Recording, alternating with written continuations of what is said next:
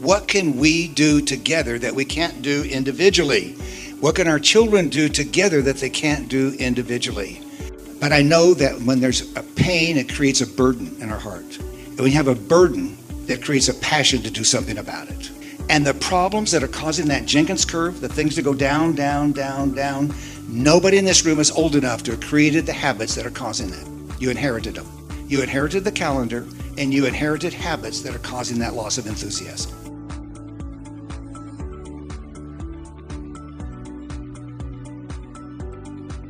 Remember John Hattie gave us skill, will, and thrill?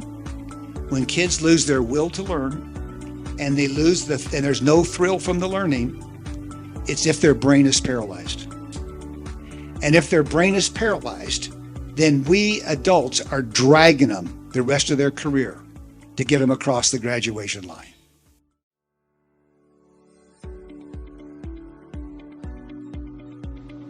I asked 3,000 teachers, tell me what grade level you teach and what percent of your kids love school. Didn't even ask whether they love it for football or whether they love it for learning, just do they love school. And guess what? It goes down and down and down. John Hattie named that the Jenkins Curve. He shares it all over the world. It's sad research. I tell you what, I was wrong about this. I thought elementary schools kept the enthusiasm high and we lost it in middle school and high school, and I was completely wrong. It starts in kindergarten. We lose a few every year. It is so slow. It's a crime. We can fix it.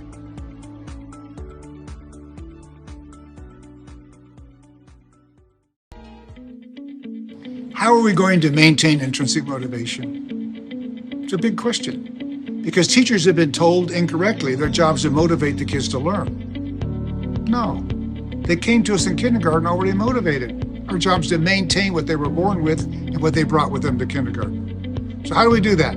It's learn, then prove, then engage, then celebrate. That's how we do it. So what do you mean by learn? What do we want them to learn for the year? Tell them. No secrets. Here it is. And then they're going to prove that they've learned it. On a regular basis, they're getting better and better and better. And then we're going to engage them in creating the graphs that are evidence that they proved that they learned it.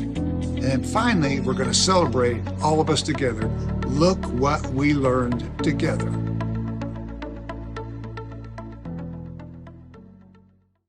Skill, will, and thrill. Because rhyming words come to us from John Hattie out of Melbourne, Australia. It's easy to remember. They rhyme. What is the skill you want the kids to learn, and how are you going to get them to learn it? How are you going to keep the will to work hard so they don't melt out? And how are they going to gain thrill from the learning? The thrill doesn't come from the fun after the learning. The thrill comes from the learning. That's huge for us. Skill, will, and thrill.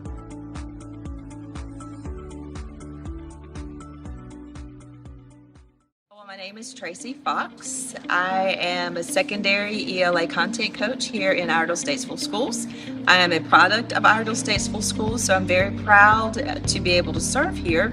I was a classroom teacher for about 15 years, and then I've been able to rotate out to where now I work with, and coach English teachers in 3 or 4 different schools. I met Dr. Jenkins at a workshop about 10 years ago in Mooresville. Our district was able to bring him in to do L2J training. At the time, I was in a classroom at a local high school, and I was thrilled. To me, this really resonated with the need in my classroom.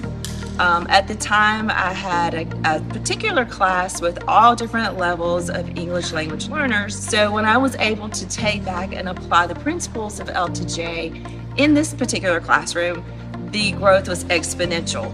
The kids were engaged. They ended up owning the process. And for me, it was a joy to do this with the kids, to see how they grew and actually owned their own growth. So to me, I will say this 100 times over, it was the single most effective strategy that I employed as a classroom teacher.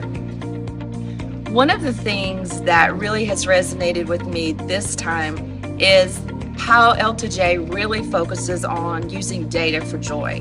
Now that I'm going through the training as a content coach rather than a classroom teacher, I hear how data is being used in ways that is not particularly flattering to teachers or students or even to schools.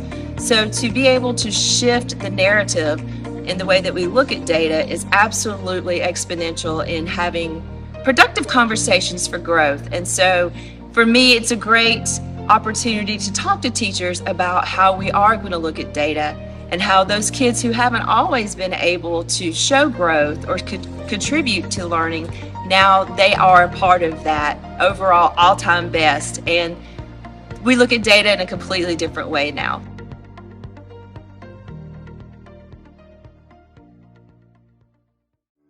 Wow.